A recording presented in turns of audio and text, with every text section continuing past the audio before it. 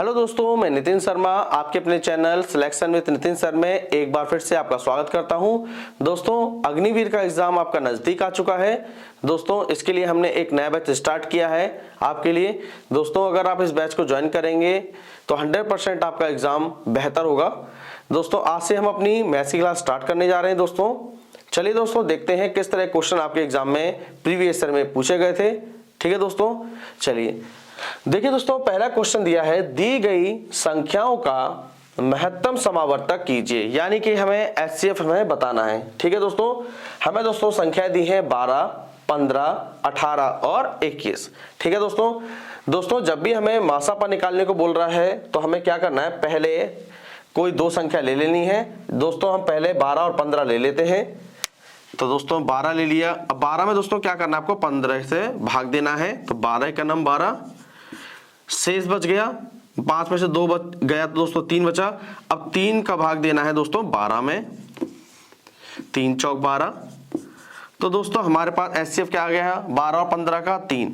ठीक है, अब दोस्तों 3 का भाग देना है अगली वाली संख्या। अगली वाली संख्या क्या है दोस्तों, 18। अब 3 का भाग 18 में देंगे दोस्तों, 3 छिंग 18। ठीक है, फिर दोस्तों हमारे पास क्या आया, एचसीएफ 3 आया। अब 3 का भाग दोस्तों 21 में दे दो, 3 का भाग 21 में देंगे, 3 सत्ते 21। ठीक है दोस्तों, अब पूरा कट गया। तो एचसीएफ दोस्तों हमारा क्या आया दोस्तों, एचसीएफ हमारा आया 3। ठीक है, समझ गए होंगे दोस्तों। इस तरीके से आपको फॉलो करना है। ठीक है, सबसे पहले दो संख्या लेनी है। 12 का भाग हमने 15 में दिया, 12 का नंबर 12, शेष 3 बच गया। जो शेष बचा उसका भाग फिर 12 में दिया, 3 चौक 12, 4 बार कट गया। ठीक है दोस्तों, यहां वाला लेते हैं। ठीक है, तो दोस्तों 3 का भाग हमने 18 में दिया तो 6 बार चला गया। अब दोस्तों फिर एचसीएफ हमारे पास क्या बचा, 3 ही बचा। अब 3 का भाग 21 में देंगे तो फिर 3 सत्ते 21 कट गया। तो एचसीएफ दोस्तों हमारा 3 आ जाता है। ठीक है, समझ गए होंगे दोस्तों। इसी तरह के दोस्तों आपके क्वेश्चन एग्जाम में पूछे जाएंगे। चलिए दोस्तों क्वेश्चन नंबर 2 को पढ़ते हैं। क्वेश्चन नंबर 2 दोस्तों क्या कह रहा है कि 12 लड़कों की औसत आयु 10 वर्ष है। इनमें से 11 लड़कों की औसत आयु 9 वर्ष है। तो 12वें लड़के की आयु हमें बतानी है। दोस्तों, जब भी आपको औसत आयु बोले तो आपको क्या करना है, उनका योग निकाल लेना है। ठीक है, तो चलिए निकालते हैं। तो 12 लड़कों की औसत आयु दे रखी है तो आपको क्या करना है, 12 लड़कों का योग निकालना है। तो 12 लड़कों की आयु का योग निकाल लो, आयु का योग। दोस्तों जब आयु का योग निकालोगे तो क्या करोगे, 12 की गुणा 10 से कर देना, 12 गुणा 10 तो 120 वर्ष आ गया। ठीक है, ये 12 लड़कों की आयु का योग निकल के आया 120 वर्ष। आगे करेंगे, आगे कह रहा है इनमें से 11 लड़कों की औसत आयु 9 वर्ष है।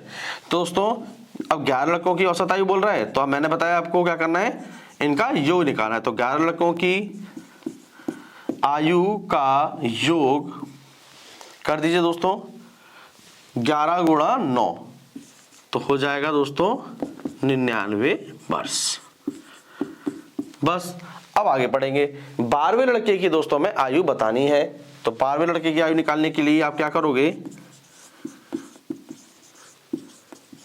बड़े में से छोटा घटा देना। बड़ा दिया है 120 और छोटा दिया है 99। अब 120 में से 99 जाएगा दोस्तों तो क्या बचेगा, 21 वर्ष। तो जो 12वां लड़का था उसकी आयु 21 वर्ष है। समझ में आ गया दोस्तों। जब भी आपसे औसत आयु बोले आप योग निकालना। ठीक है, और बड़े में से छोटे को घटा लेना। समझ में आया दोस्तों। इसी तरीके से आपको एग्जाम में भी फॉलो करना है। ठीक, चलिए दोस्तों क्वेश्चन नंबर 3 को पढ़ते हैं। क्वेश्चन नंबर 3 दोस्तों क्या कह रहा है कि 18,440 रुपए पर 15% की वार्षिक दर से 4 वर्ष का साधारण ब्याज कितना होगा। दोस्तों इस वाले क्वेश्चन को करने के लिए आपको साधारण ब्याज का फॉर्मूला पता होना चाहिए। तो दोस्तों बहुत आसान है, साधारण ब्याज बराबर होता है दोस्तों मूलधन गुणा दर गुणा समय बटे 100। मूलधन होता है दोस्तों राशि, जो आपको राशि दे रखी है। ठीक है दोस्तों, वो आपका मूलधन होगा। ठीक है, तो आगे बढ़ते हैं क्वेश्चन पे। 18,440 रुपए, ठीक है, राशि देखिए कितनी, 18,440। तो दोस्तों ये क्या है, हमारा मूलधन हो गया। आपको ध्यान रखना है जो रुपए दे रखे हैं या राशि है वो हमारा मूलधन है। 440 गुणा दर, देखिए दोस्तों 15%, जो परसेंटेज में दे रखी है वो दर है, तो 15 गुणा समय देखिए दिया है 4 वर्ष, तो यहाँ 4 लिख लो, बटे 100। अब दोस्तों काट देते हैं, 0 से 0 गया, 5 दूनी 10, 5 तिहाई 15, 2 एकम 2, 2 दूनी 4। ठीक है दोस्तों, करते हैं आगे। यहां से दोस्तों बच गया 1844, ठीक है, यहां से बच गया 3 दूनी 6, तो गुणा 6 कर दीजिए। 6 चौक 24, 6 चौक 24 और 2 26, 6 अट्ठे 48 और 2 50, 6 एकम 6 और 5 11, 11,064 रुपए हमारा साधारण ब्याज निकल के आ गया। ठीक है दोस्तों, इस तरीके से ही आपको एग्जाम में फॉलो करना है। आपको साधारण ब्याज का फॉर्मूला पता है दोस्तों, ठीक है, तो मूलधन गुणा दर गुणा समय बटा 100 याद रखना है। ठीक है, कि एक कैंटीन में एक सप्ताह के लिए 28 दर्जन केलों की आवश्यकता होती है। ठीक है, तो 47 दिनों के लिए कितने केलों की आवश्यकता होगी? चलिए क्वेश्चन करते हैं दोस्तों। दोस्तों कह रहा है एक सप्ताह के लिए 28 दर्जन केलों की आवश्यकता होती है।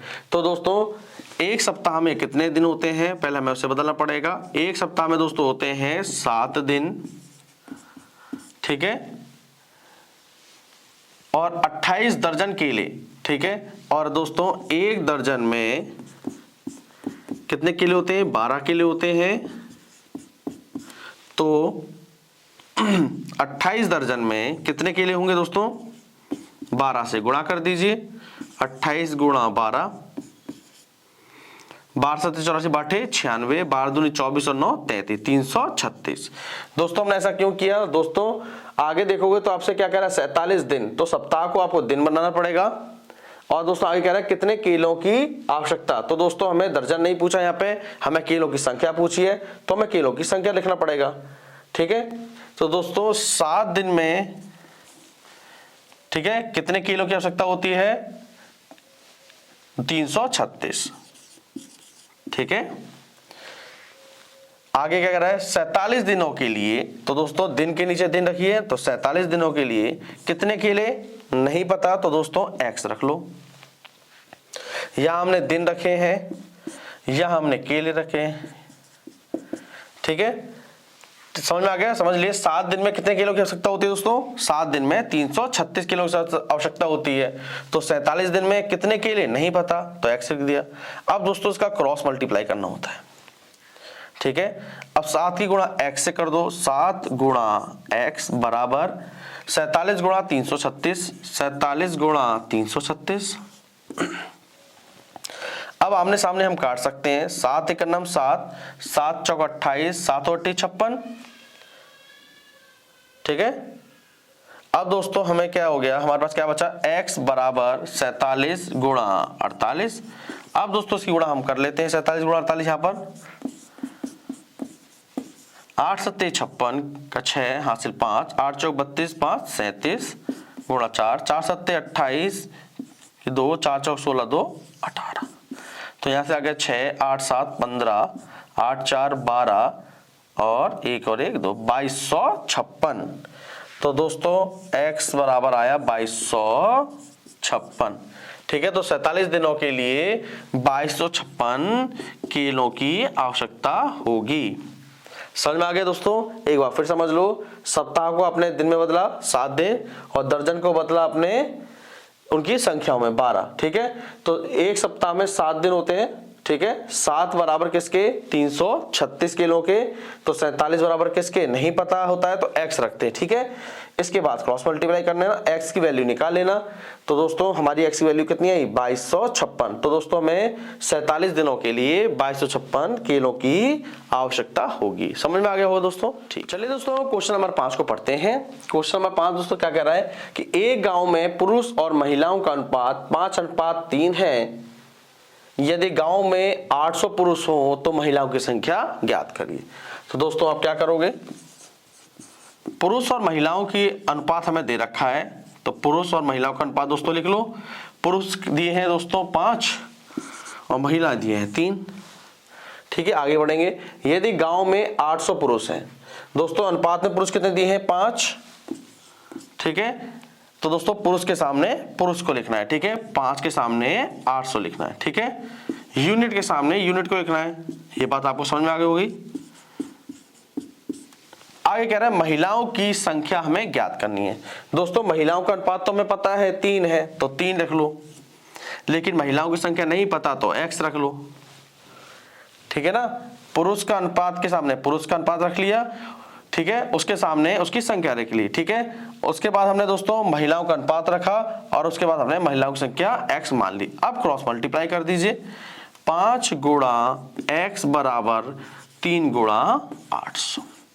अब दोस्तों आमने सामने हम काट सकते हैं, तो 5 का नम 5, 5 से 800 काटेंगे दोस्तों, 5 का नम 5, 5 का 30 और 160।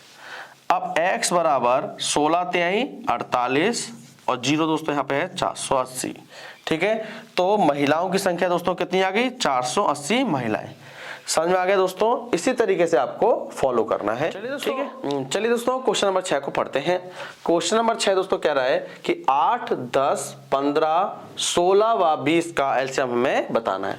तो दोस्तों हमें एलसीएम बोल सकता है, लघुत्तम समावर्तक बोल सकता है, हमें ये बताना है। तो दोस्तों कैसे निकालोगे, 8, 10, 15, 16 और 20 को इस तरीके से लिख लीजिए, ठीक है।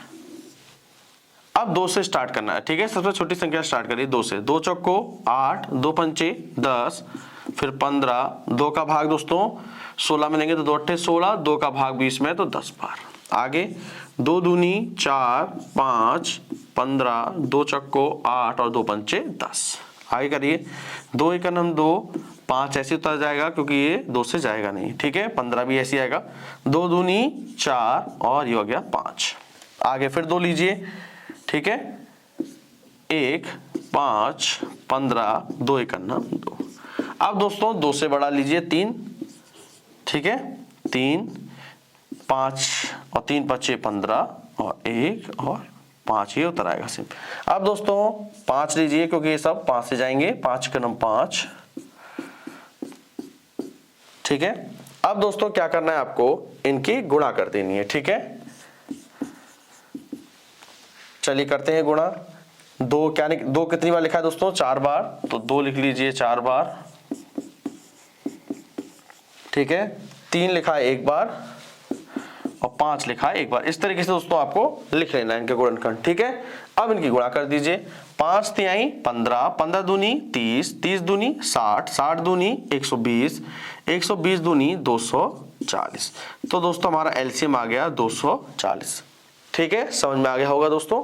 चलिए दोस्तों क्वेश्चन नंबर 7 को पढ़ते हैं। क्वेश्चन नंबर 7 क्या कह रहा है कि 10%, 20%, 30% के क्रमवार छूट किस अकेली छूट के बराबर है। दोस्तों आपसे अकेली छूट बोले, एकल छूट बोले, ठीक है, तो आपको क्या करना है दोस्तों, आप एक संख्या मान लो 100, ठीक है।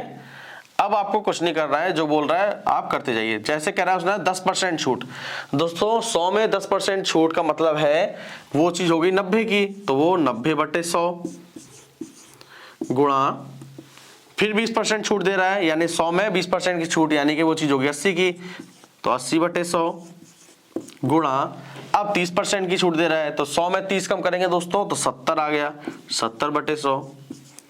बस आपको दोस्तों क्या करना है, एक संख्या माननी है, ठीक है।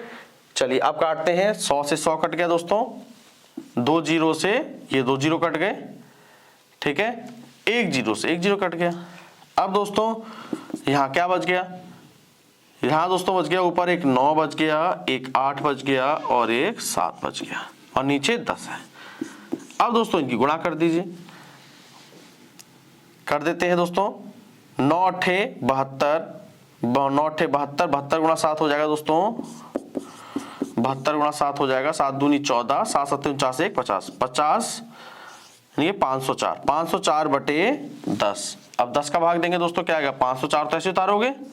अब नीचे कितने जीरो है दोस्तों, 1 जीरो है, तो 1 अंक के बाद दशमलव, 50.4, ठीक है। अब दोस्तों आपको क्या करना है, इसके बाद अब जो आपने 100 माना था दोस्तों, इसमें से जो आपकी संख्या निकल के आई है 50.4 को, इसे घटा लेना है, तो उसे घटाते हैं 50.4 को, 0, 10 में से 4 गया तो 6, 9 और यहां से बच गया 9 में से 5 गया तो 4, 49.60। ठीक है, तो किस अकेले छूट के बराबर होगा दोस्तों? 49.60 छूट के बराबर होगा। समझ में आया दोस्तों? चलिए दोस्तों क्वेश्चन नंबर 8 को पढ़ते हैं। क्वेश्चन नंबर 8 क्या कह रहा है दोस्तों? राम एक काम को 10 दिन में और मोहन 15 दिन में करता है, दोनों मिलकर उस काम को कितने दिनों में पूरा करेंगे?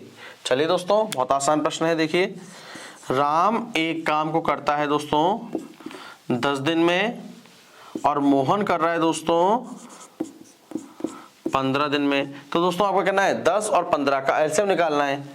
तो 10 और 15 का एलसीएम दोस्तों क्या आएगा? 30। निकाल के दिखाते दोस्तों। 2 पंचे 10 और 15, 3 से दीजिए, फिर 3 पंचे 15, फिर 5 से जाएगा। ठीक है, 5 ते 15, 15 दूनी 30। ठीक है, अब क्या करना है दोस्तों? 10 का भाग आपको 30 में, 10 ती आई 30, 15 का भाग 30 में देना, 15 दूनी 30।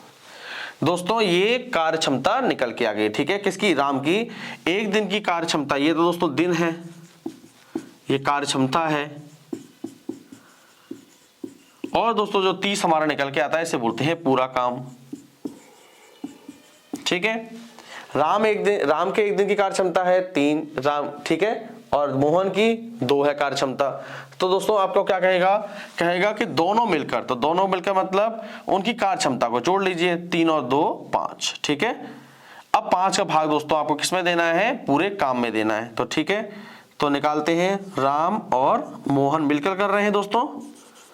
जब दोस्तों मिलकर करने की बात हो तो उनकी कार्य क्षमता को जोड़ देना है और पूरे काम में भाग दे देना है। तो 30/5, 5 पता चल गया ना दोस्तों, मिलकर कर रहे हैं। तो 5 गुना 5, 5 × 31, तो आंसर आया 6 दिन। समझिए दोस्तों, इसी तरीके से आपको फॉलो करना है। दोनों मिलकर कर रहे हैं इसलिए आपने कार्य क्षमताओं को जोड़ दिया और पूरे काम में भाग दे दिया, आंसर आया 6 दिन। चलिए दोस्तों क्वेश्चन नंबर 9 को देखते हैं। क्वेश्चन नंबर 9 दोस्तों कह रहा है कि 2197 का घनमूल हमें बताना है। दोस्तों घनमूल निकालना सीख लेते हैं हम। चलिए दोस्तों, सबसे पहले आपको 1 से 10 तक का क्यूब याद होने चाहिए। दोस्तों 1 का क्यूब होता है 1, और 2 का होता है 8, और 3 का क्यूब होता है दोस्तों 27, और 4 का क्यूब होता है 64, और 5 क्यूब होता है दोस्तों 125, और 6 का क्यूब होता है 216, और 7 का क्यूब होता है 343, और 8 का क्यूब होता है दोस्तों 512। ठीक है, और 9 का क्यूब यहाँ लिख देते हैं। 9 का क्यूब होता है 729, और 10 का क्यूब 1000। आपको इतना दोस्तों याद रखना है। चलिए दोस्तों करते हैं। 2197 का घनमूल बताना है। दोस्तों आप क्या करो, घनमूल बोल रहे हैं तो 3 का पेयर बना लीजिए पीछे से। तो पीछे से पहले दोस्तों हमने 3 का पेयर बना लिया। अब दोस्तों हमें देखना है इकाई अंक क्या है इसका। इकाई अंक दोस्तों है 7। अब हमें देखना है 7 किस में आ रहा है। ठीक है, तो दोस्तों 7 हमें दिखाई दे रहा है 3 के क्यूब में। ठीक है, तो 3 यहां पर आ गया दोस्तों।